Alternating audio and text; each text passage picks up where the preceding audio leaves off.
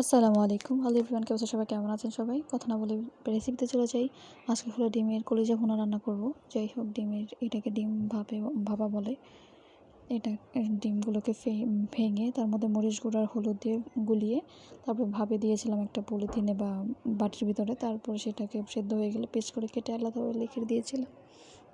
এখন একটা কড়াইয়ের মধ্যে তেল দিয়ে দিয়েছি। তারপর পেঁয়াজ মানে যেভাবে ভুনা করে আর কি, সব ধরনের মশলা দিয়ে সুন্দর করে দিয়ে কষিয়ে সাথে টমেটো দিয়েছি, যে গ্রেভিটা আরও সুন্দর দেখাচ্ছে, আরও মজা হয় টমেটো এখন যেহেতু। তারপরে পিচ করা যে ডিমটা ভাপা রেখেছিলাম, ভাপাগুলো মশলা কষানোর সাথে সুন্দর করে পেস্ট করে তারপর পানি দিয়ে কাঁচামরিচ দিয়ে তারপর একটু ঝোল যতটুকু পরিমাণ রাখবো দিয়ে শেষ পাতে ধনিয়া পাতা দিয়ে লবণটা টেস্ট করে নেবেন, দিয়ে রেডি হয়ে গেল। ধনিয়া পাতা দিয়ে আমার কলিজা ভুনা। যাই হোক, এখন আমার খাওয়া দাওয়ার পালা।